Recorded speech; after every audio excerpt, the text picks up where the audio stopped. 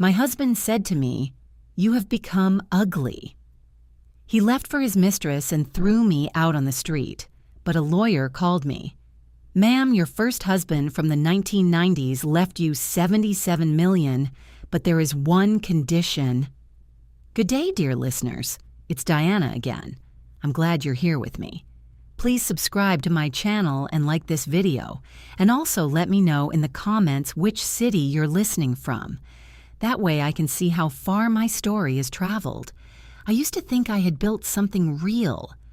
Looking back now, from the quiet of my new life, I can see exactly where the cracks began, not in the loud, dramatic moments, but in the small, almost invisible ones.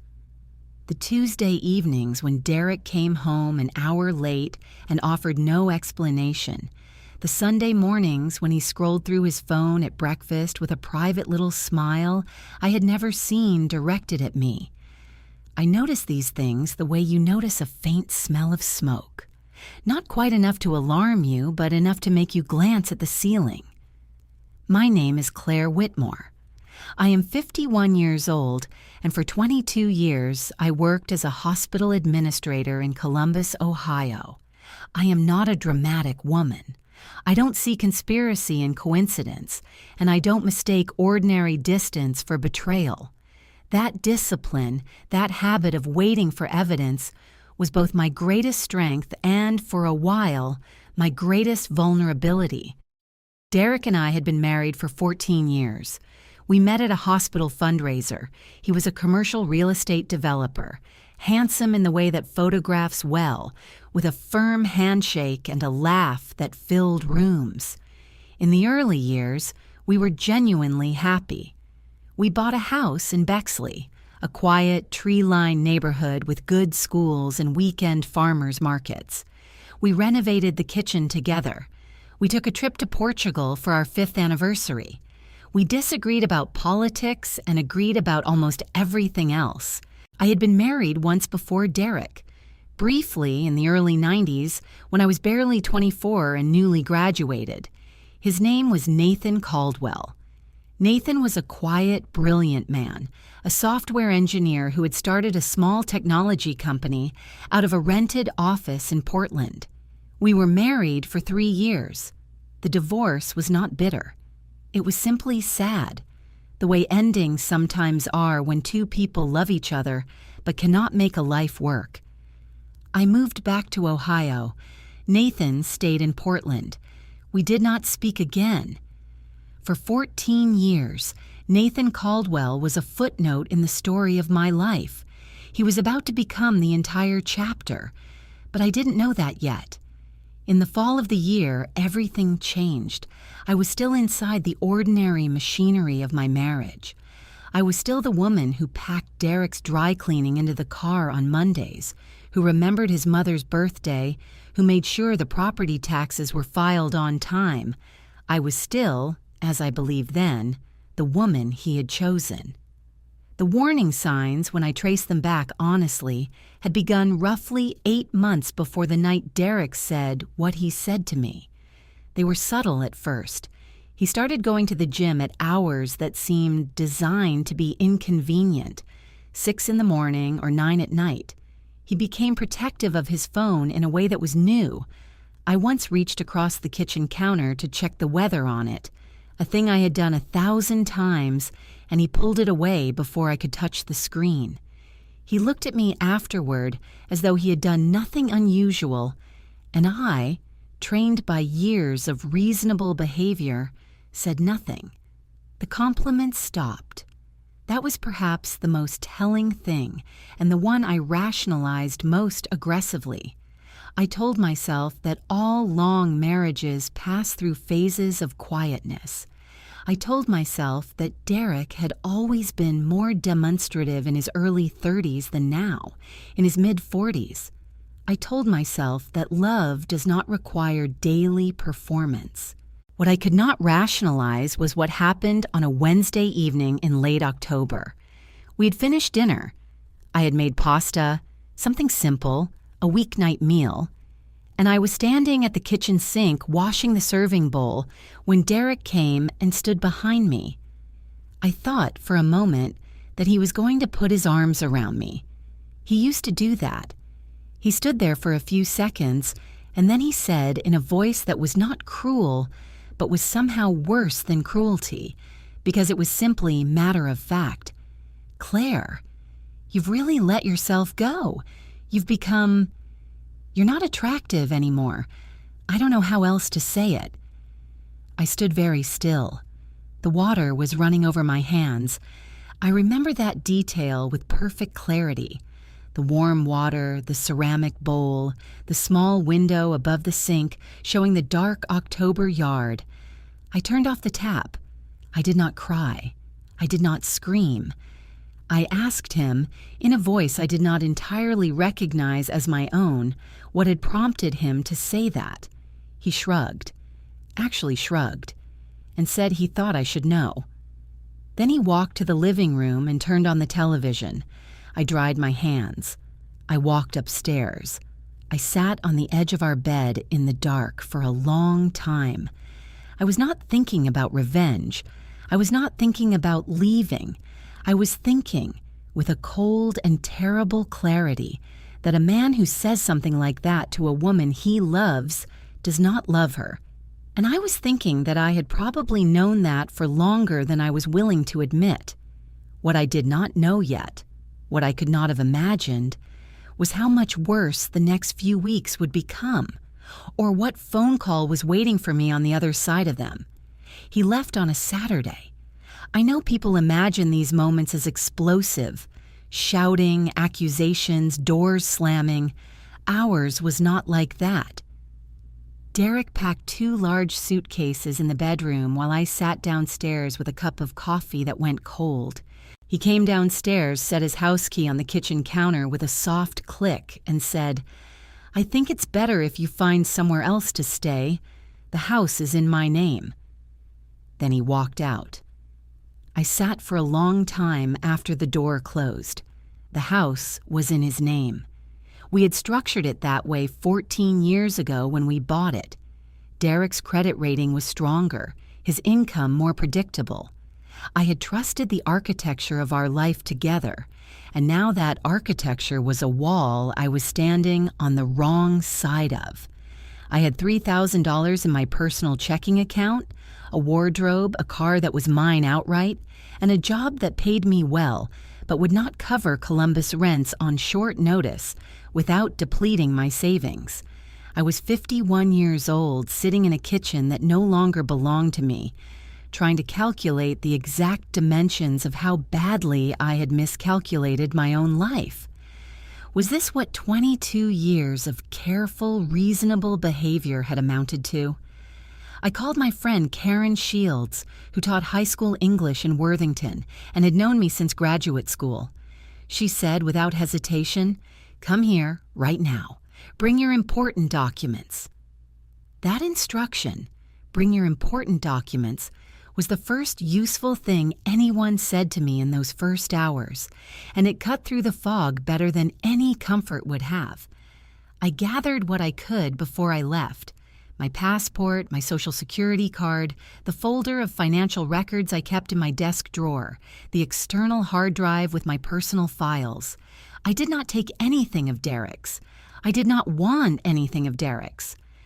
I moved into Karen's guest room and spent the first 2 days in a state that I can only describe as suspended.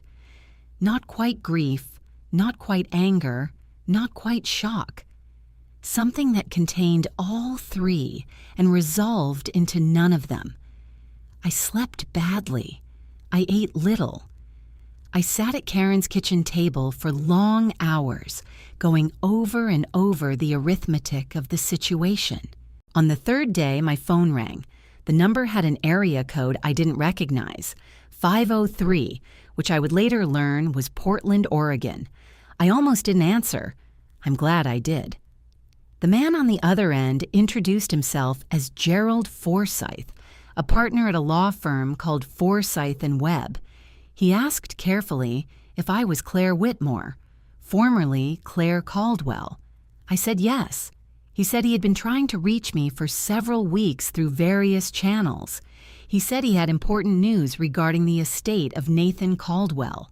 I felt the name like a small electric shock. Not painful, but startling. Nathan. Mr. Forsyth told me in the measured, professional tone of someone who delivers significant news regularly and has learned to pace it. Nathan had passed away in August after a brief illness. He had never remarried. He had no children. His technology company, which he had built quietly over 3 decades, had been acquired 2 years earlier for a sum considerably larger than anyone in my life had ever discussed in casual conversation. Nathan had left a will. In that will, he had named me, Claire Whitmore, his former wife, as the sole beneficiary of a trust valued, after taxes and estate fees, at $77 million. I sat down on Karen's couch. I was not sure my legs were reliable. Mr. Forsyth continued.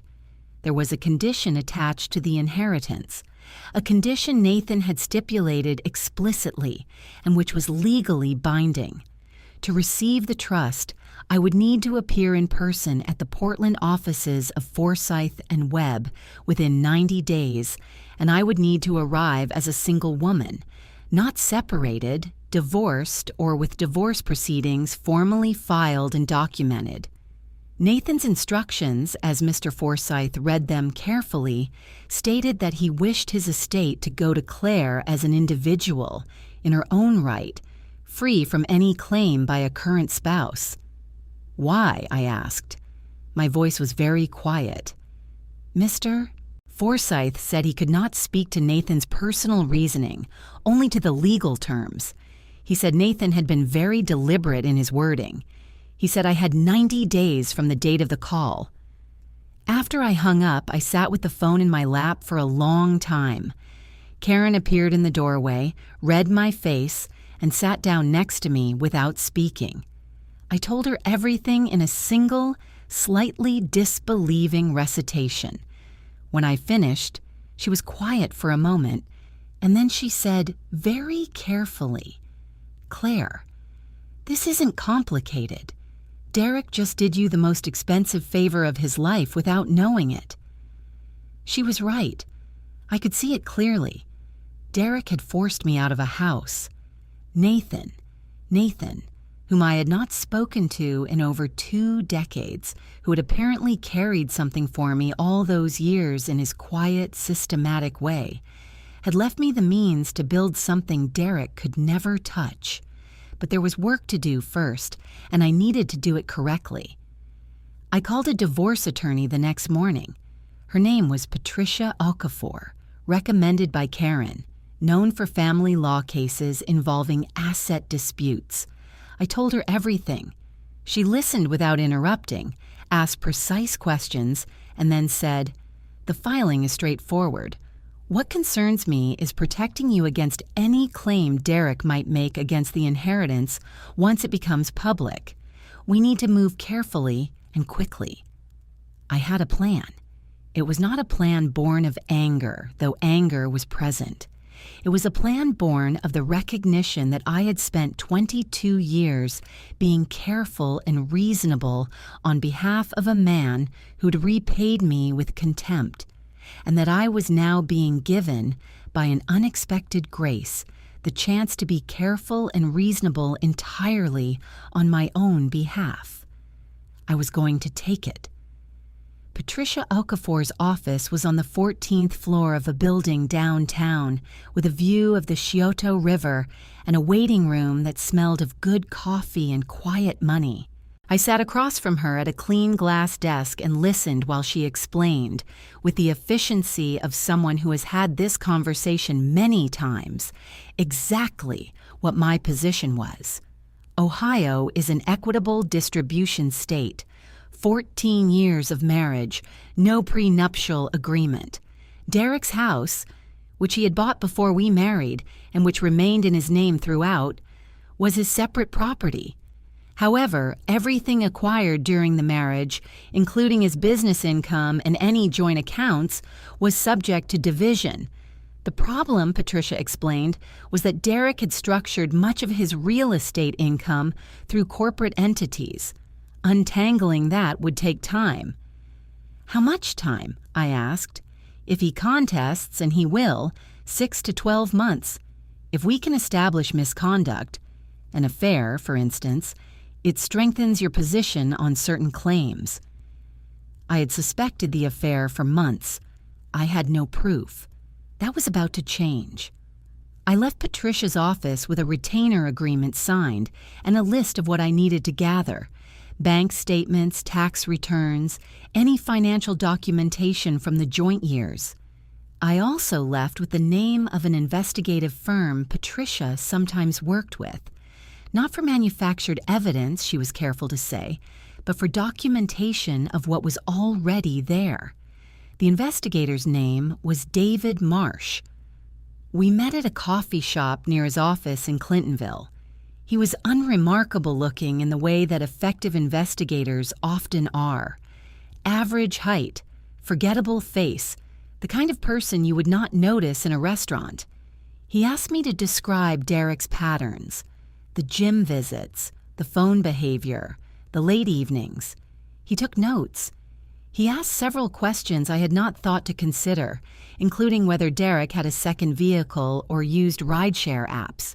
I told him about the Tesla, Derek's personal car, which he had leased 2 years ago, which I had never been especially interested in. David Marsh told me to be patient and to behave in every visible way exactly as I had before. Don't change anything, he said. Don't let him know you've retained counsel yet. The element of surprise is worth more than you think. I was staying at Karen's. Derek did not know Patricia Okafor's name. He did not know about Nathan's call. As far as Derek was aware, I was a displaced woman with $3,000 and a bruised ego, trying to figure out what came next. Let him think that. He did not have to think it for very long. 11 days after I hired David Marsh, he sent me a file. It contained photographs taken in public spaces, legally, and a log of dates, times, and locations. Derek had been meeting a woman named Brittany Voss at a condominium in the Short North neighborhood, roughly twice a week, for at least 4 months. Brittany Voss was 31 years old, worked in commercial real estate, which was, I noted with a kind of bleak clarity, how she had met Derek. She was not a stranger to him professionally. She had been a stranger to me entirely. I looked at the photographs for a long time. I am not going to describe what I felt looking at them. The feeling was not what I might have expected. It was not the sharp pain of betrayal. I think some part of me had been braced for exactly this for long enough that the shock had already metabolized.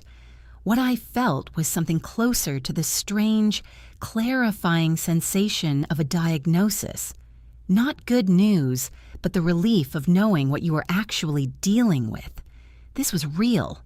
This was documented. This was mine to use. I forwarded the file to Patricia that afternoon. She called me within the hour. "This is significant," she said. "It doesn't change the equitable distribution formula directly, but it establishes a pattern of conduct, and more importantly, it forecloses any sympathy argument Derek might make about the state of the marriage." But here is what I had not anticipated. Derek had begun to sense something. Karen told me later that Derek had called her. Twice within the same week I had hired the investigator. He had asked, casually, how I was doing. Karen, who has been my friend for 25 years and who holds a grudge with a dedication that I have always admired, told him I was managing. He had asked whether I had spoken to a lawyer. Karen said she didn't know. He had asked, and this was the detail that mattered, whether I had heard from anyone from the past. He didn't know about Nathan's money, but he knew something was in motion. I thought about that phone call for the rest of the evening. Derek was not a stupid man. He was reactive, vain, and morally careless. But he was not stupid. If he was asking Karen about lawyers, it meant he was already consulting his own. If he was asking about the past, it meant someone had said something, or he had found something, or he was simply covering his bases in the way that people who have done something wrong often do, preemptively, instinctively. There was no more time to be slow. I called Patricia the next morning and told her to proceed with the filing. It was filed that Thursday. Derek was served the following Monday at his office at 10 in the morning. I was not there to see his face, but Karen, who happened to be driving past the building, and I choose to believe it was a coincidence, told me later that she saw his car still in the parking lot at 7 that evening. He sat there for 4 hours after his office closed. I wondered what he was thinking in that parking lot. I wondered if he was thinking about the pasta dinner in October and what he had said to me at the kitchen sink. I wondered if he understood yet what he had set in motion. He did not understand yet. Not fully. The divorce filing was not, legally speaking, the most important thing I did that week. The most important thing I did was book a flight to Portland. Patricia had reviewed the terms of Nathan's will with the kind of thoroughness that justifies a good retainer. The condition was clear. I needed to appear in person at Forsyth and Webb's offices with documented proof that divorce proceedings were formally underway within 90 days of the initial contact. Patricia had prepared a certified copy of the filing, stamped, dated, legally unambiguous. I carried it in a manila folder in my carry-on bag when I boarded the early flight from Columbus. Mr. Forsyth's office was everything his phone manner had suggested. Understated, precise, full of natural light and the particular silence of rooms where very serious things happen quietly. He reviewed my documentation, asked me several formal questions that he recorded for the record, and then walked me through the structure of Nathan's trust with the patience of someone who understood that the numbers he was describing would take time to absorb. $77 million, held in a trust structured to minimize both estate taxes and any claim by a third party. Nathan had been, apparently, exceptionally deliberate. Mr. Forsyth told me, in a moment of quiet that felt almost personal, that Nathan had updated his will 2 years before his death, after the acquisition of his company. When the magnitude of his estate became clear, he had thought carefully about this. I did not cry in that office. I waited until I was in the rental car in the parking garage, and then I allowed myself approximately 4 minutes of something I could not name. Grief for Nathan, gratitude, the strange weight of being loved across a distance of 25 years without knowing it. Then I drove to the hotel and ordered room service and slept for 10 hours. I returned to Columbus with the first tranche of documentation and a new bank account that had been opened in my name alone at a Portland institution, separate from everything Derek had ever touched. Then the phone calls started. The first was from Derek himself. It was 9 in the morning, a Tuesday, and I was sitting in Karen's kitchen with coffee when my phone lit up with his number. I answered. He did not shout. Derek was, at his worst, a man of cold precision rather than heat. He said very evenly that he had heard I had been to Portland. I did not ask how he knew. I assumed Brittany, who was in the same commercial real estate circles, had resources I had not mapped. He said that he was aware now of Nathan Caldwell and of the inheritance. He said, and here his voice tightened by a fraction, "You're not going to be able to keep that money, Claire. Not with a divorce filing active. My attorney is already looking at how marital circumstances affect estate claims." I said very calmly that he should have his attorney speak to mine. He said, "Don't do this the hard way." I said, "I didn't file the papers, Derek. I didn't say what you said at the kitchen sink. I didn't move someone else into a condominium in the short north. I'm simply responding to the situation as I found it." There was a silence. Then he hung up. Brittany called 3 days later. I don't know how she got my number. I suspect Derek gave it to her, possibly as a test of something I don't fully understand. She introduced herself with a confidence that I found, in retrospect, almost impressive. She said she thought we should talk. She said there was a way to resolve this that was better for everyone.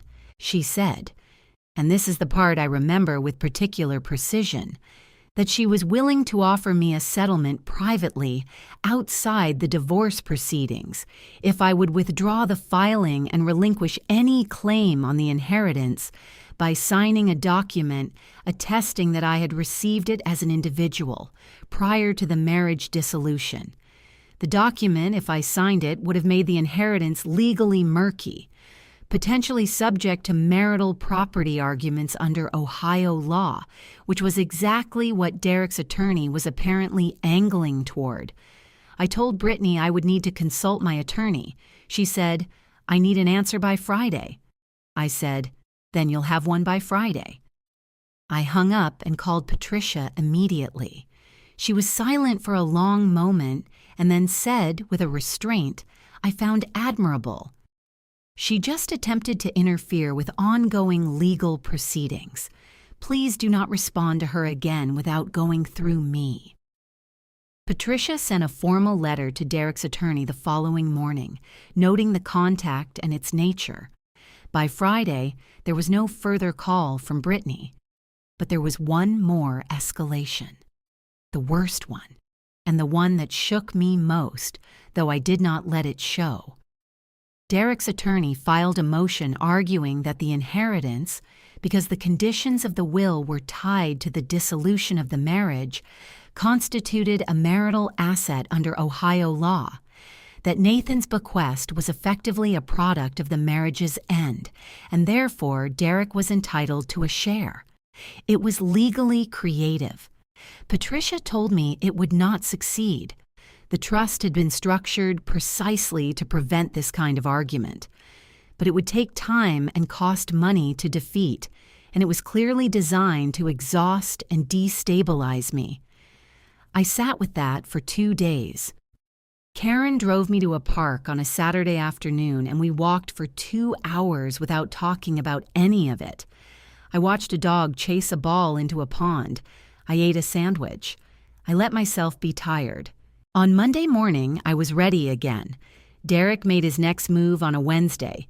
It came not through attorneys or through Brittany, but through his mother, Linda Whitmore, a woman I had genuinely liked for 14 years, who sent me a long text message asking if we could have coffee. Linda was 73, a retired school teacher from Westerville, and I do not believe she was acting with full knowledge of what she was being used for. I believe Derek called her and painted a picture of a confused, grieving wife who simply needed to hear a reasonable voice. Linda was not cruel. She was a tool. We met at a bakery near her apartment. She looked older than I remembered, or perhaps I was simply looking at her differently now. She ordered chamomile tea and held it with both hands and told me, with what I believe was genuine feeling, that she hoped Derek and I could find a way through this. She said divorce was a tragedy. She said I was still young enough to be frightened of being alone. She said Derek had told her he was open to reconciliation. I wondered if Derek had told her about Brittany. I decided, looking at Linda's careful, hopeful face, that he had not. Was this love? Was this what a man who claimed to want reconciliation did? Send his elderly mother to negotiate while his girlfriend drafted settlement offers? I was very kind to Linda. I told her I appreciated her reaching out. I told her I was taking things one day at a time. I did not tell her about Nathan's money or about Brittany's phone call or about the legal motion Derek's attorney had filed the previous week. I walked her to her car, and I hugged her, and I meant the hug. She had done nothing to me, but I did not waver.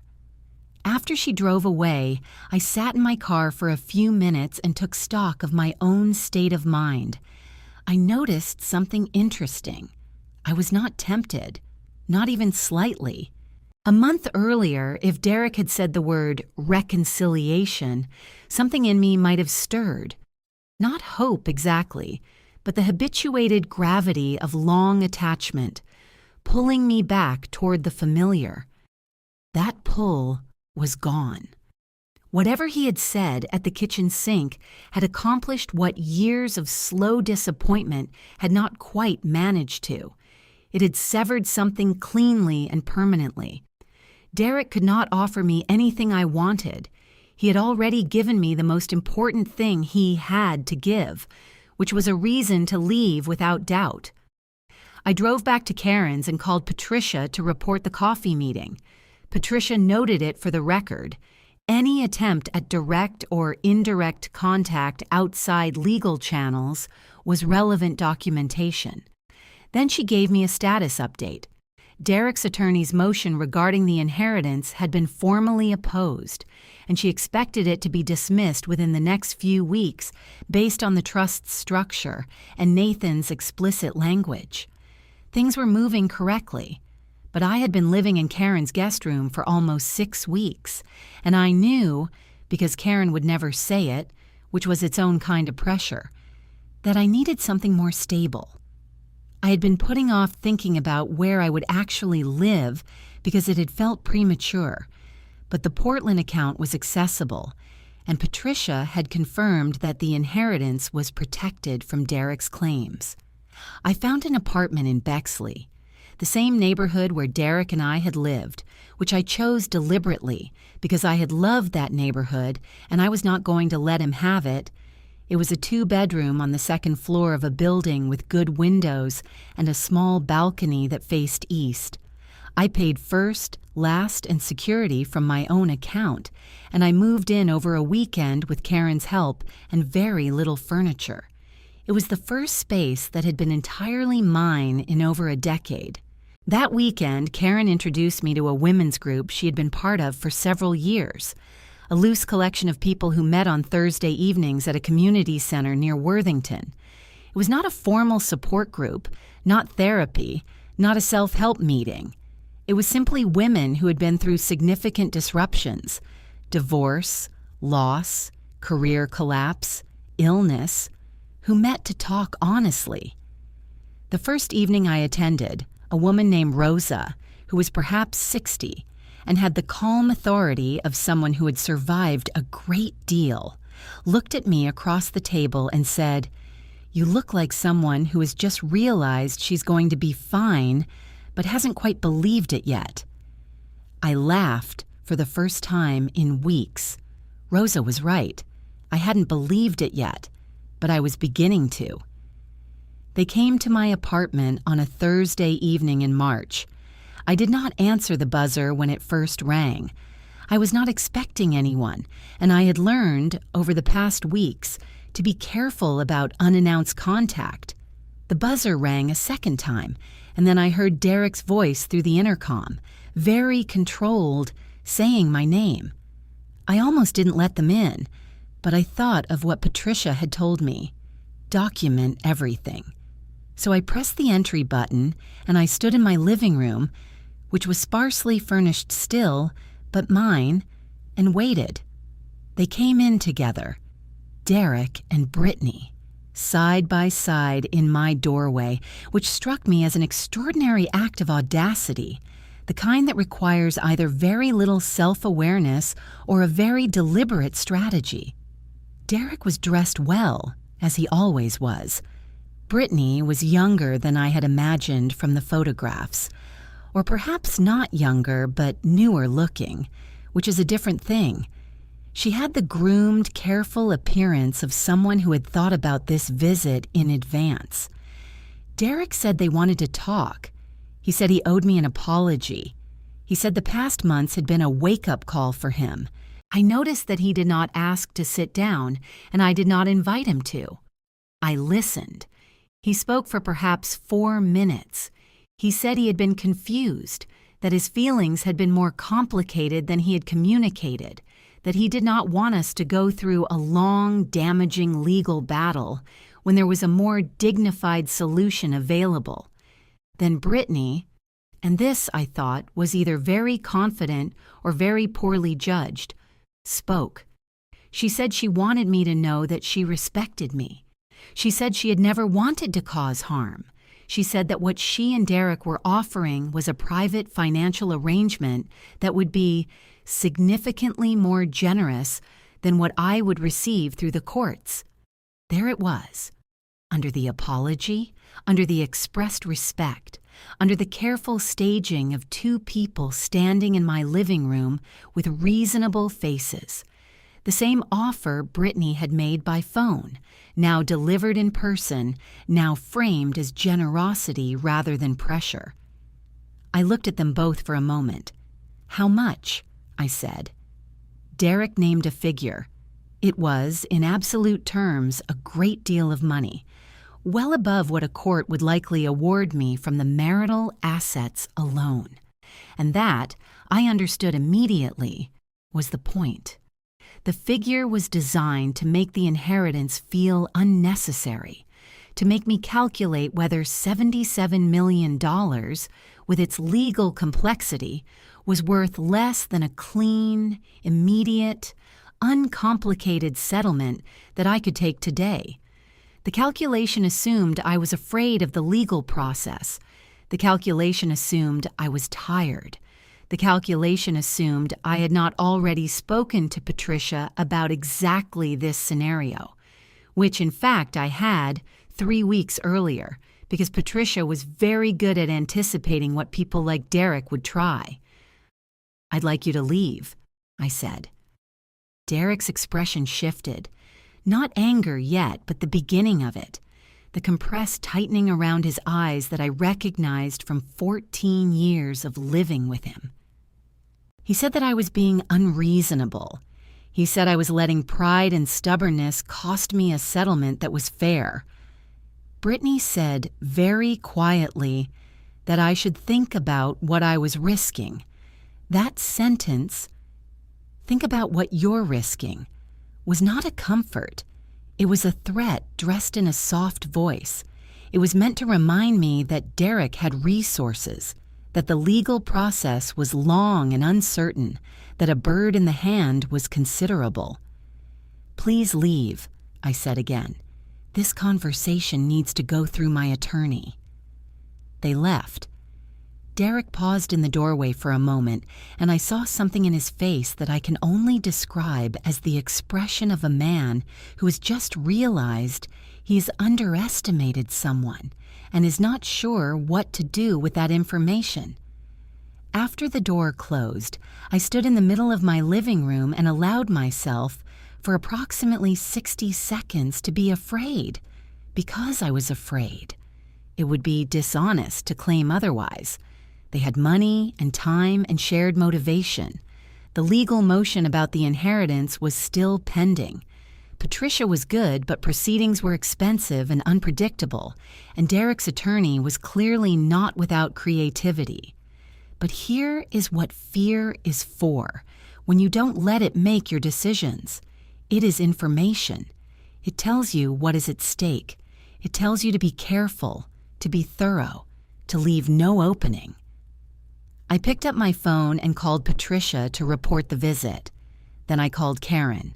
Then I made tea, and I sat on my east-facing balcony in the March cold, and I thought very clearly about everything I had, and everything I was not going to let them take. The hearing was scheduled for a Tuesday in April. Patricia had prepared for it the way I imagine surgeons prepare for complex procedures, with a thoroughness that was both reassuring and slightly terrifying in its detail. She had assembled the documentation of the affair, David Marsh's file, the photographs, the log of dates.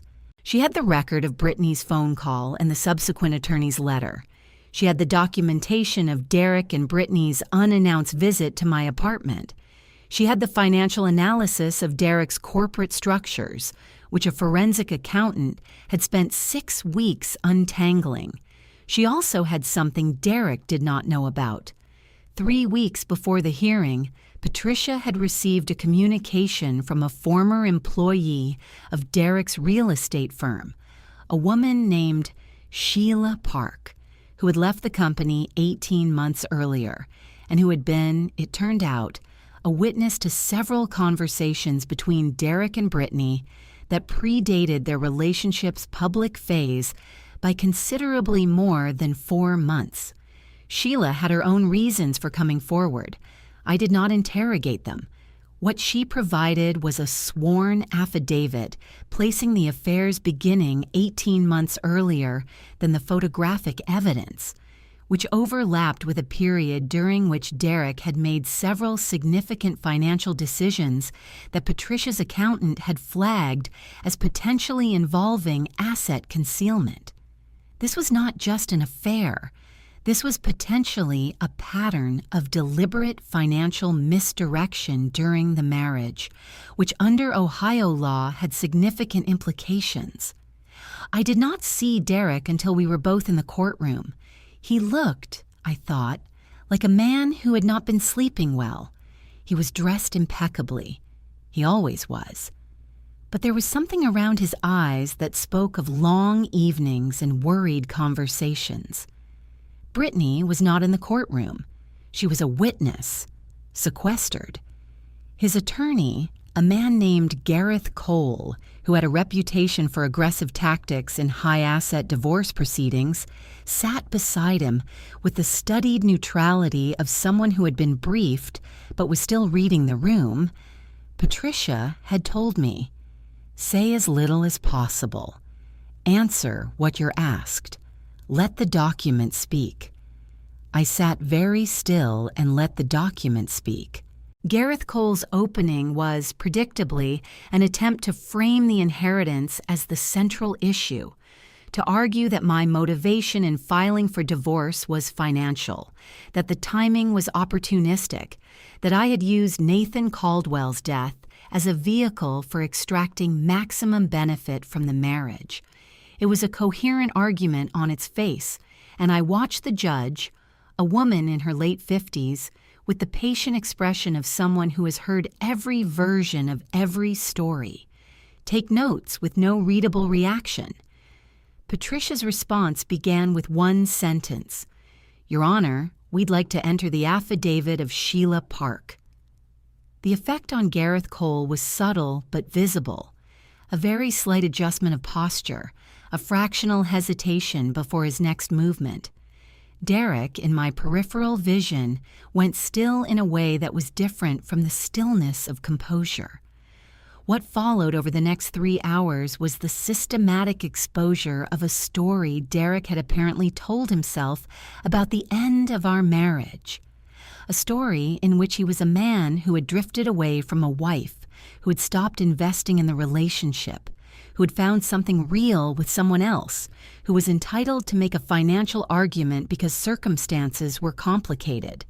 That story did not survive contact with Sheila Park's affidavit, with the forensic accountant's analysis, or with the documented record of Brittany's phone call and their joint visit to my apartment. Gareth Cole cross-examined me. He asked about Nathan. He asked when I had learned of the inheritance. He asked whether I had filed for divorce because of the inheritance or before I knew about it. The divorce proceedings were initiated after I was asked to leave my marital home, I said. I was contacted by Mr. Forsyth 3 days after I moved into a friend's house. I retained counsel the morning after that call. Is it your testimony that you would have filed regardless of the inheritance? It is my testimony, I said, that my husband told me I had become unattractive, asked me to leave the house we had shared for 14 years, and I subsequently learned he had been having an affair for 18 months. Yes, I would have filed regardless. The silence in the courtroom after that sentence was approximately 4 seconds long. Derek did not look at me. Gareth Cole attempted to recover. He questioned the affidavit's timing, questioned Sheila Park's motivations, questioned the forensic accountant's methodology. He was competent. But competence, when the underlying facts are what they were, is a rearguard action. The motion to classify the inheritance as a marital asset was denied. The judge's reasoning was brief and unambiguous. The trust had been structured by a third party, pursuant to conditions that predated the divorce filing by decades, with explicit language designed to vest the asset in Claire Whitmore as an individual. Derek had no cognizable claim. I sat very still and heard that. Then I watched Derek, for the first time in 14 years, have no answer. The final judgment was issued 6 weeks after the hearing. I was in my apartment when Patricia called. On a Friday afternoon in late May, the windows opened to the first real warmth of the year. She read me the relevant portions with the quiet satisfaction of someone who had earned the right to take pleasure in a good outcome. The equitable distribution awarded me 40% of the verified marital assets, which, after the forensic accountant's analysis of Derek's corporate structures revealed income that had not been fully disclosed, amounted to considerably more than Derek had anticipated. The concealment finding did not rise to the level of criminal fraud, but it shifted the equitable calculation significantly in my favor.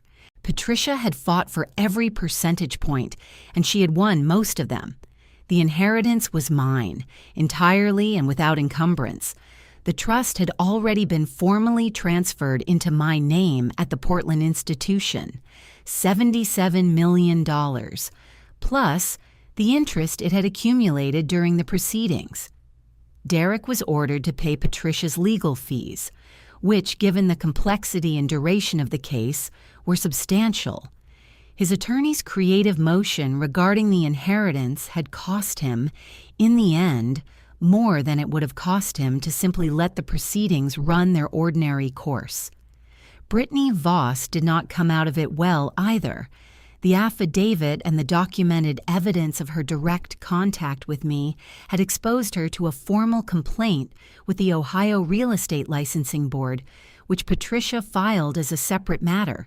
The complaint cited conduct unbecoming a licensed professional and the attempted interference in legal proceedings. The board opened an investigation. Derek's professional reputation did not collapse immediately. These things rarely do in a city where people have long memories about money but short memories about conduct. But the forensic accounting findings became part of the public court record, and in the commercial real estate world of Columbus, people read court records. By the time the judgment was issued, 2 of Derek's major development partners had quietly begun to restructure their arrangements with his firm. I did not celebrate loudly.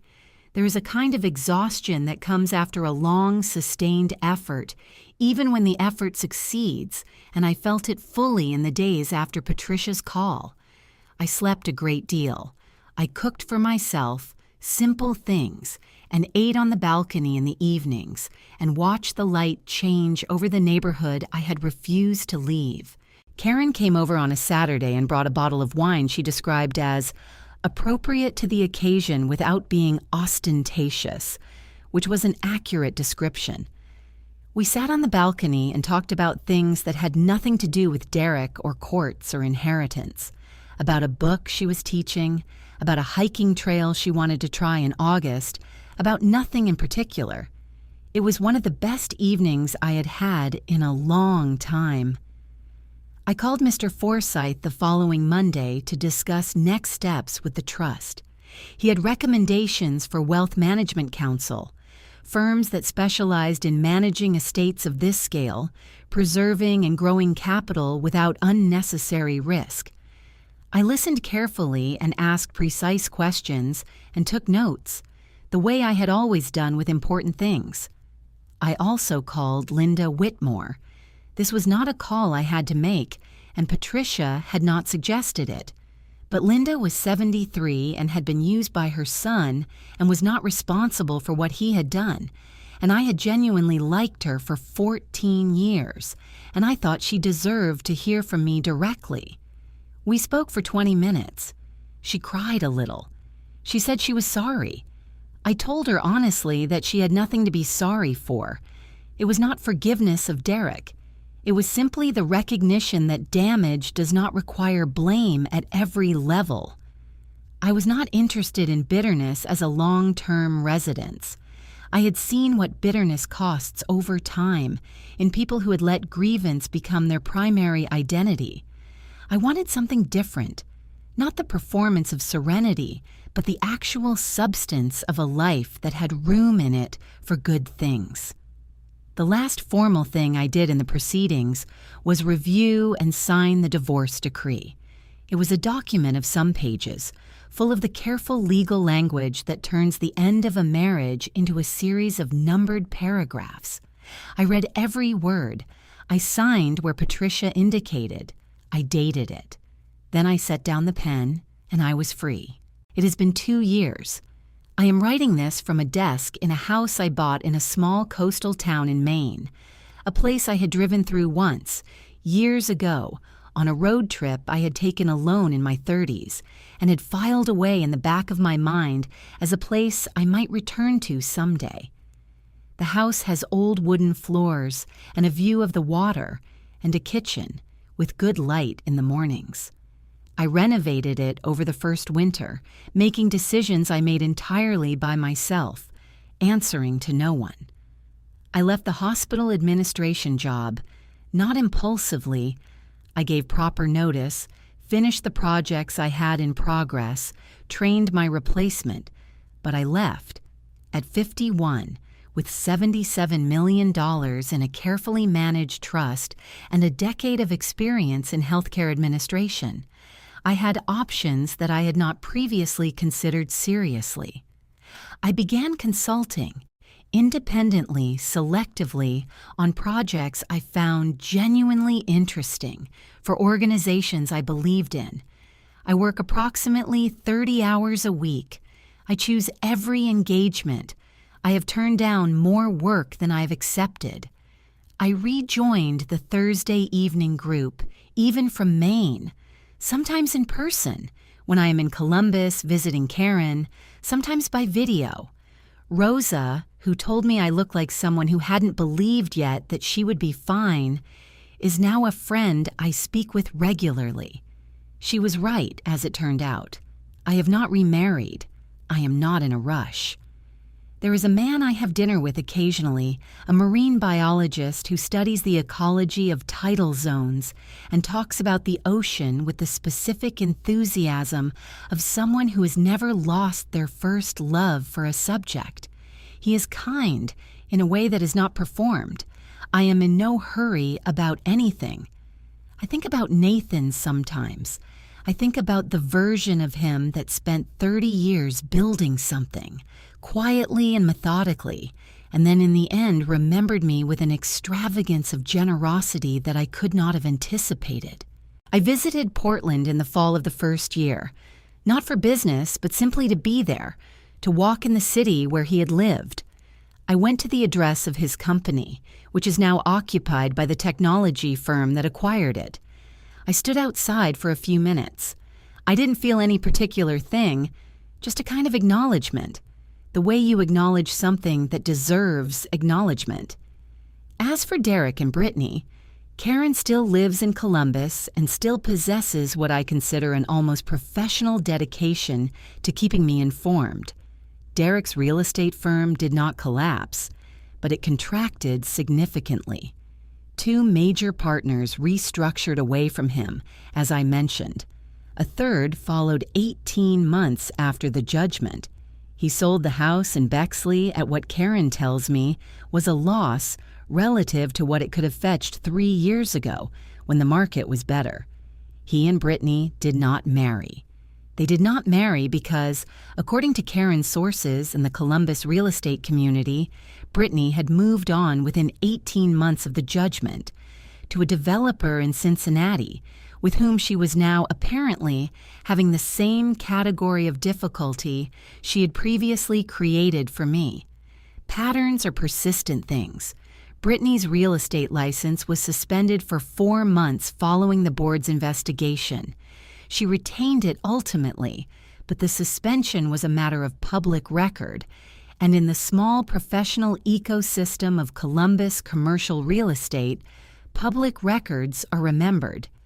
Derek, Karen told me last month, had sold the Short North condominium as well.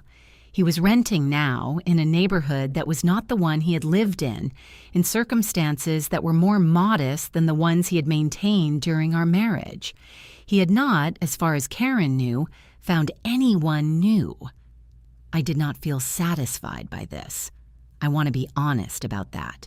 I had expected that the information about Derek's diminished circumstances would produce something, pleasure or vindication, or at least the sharp satisfaction of a score evened. It didn't. What I felt when Karen told me was something much quieter. The recognition that his life had arranged itself according to the logic of his choices, the same way mine had arranged itself according to mine. That is not revenge. That is just how things work when you wait long enough and watch carefully. If I had to name one thing this taught me, when someone shows you who they are, believe them. Derek told me at that kitchen sink. I believed him, eventually. Being careful isn't the same as being passive. I confused them for 22 years.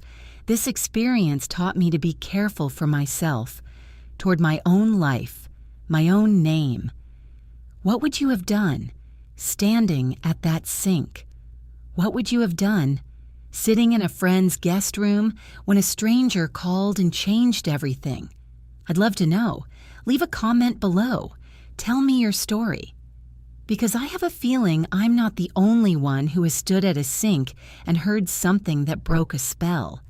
If this story stayed with you, share it with someone who needs to hear it. And if you haven't subscribed yet, please do. There are more stories where this one came from. Stories about women who waited too long and then stopped waiting. Stories about second chances that arrived from unexpected directions. Thank you, genuinely, deeply, for listening all the way to the end.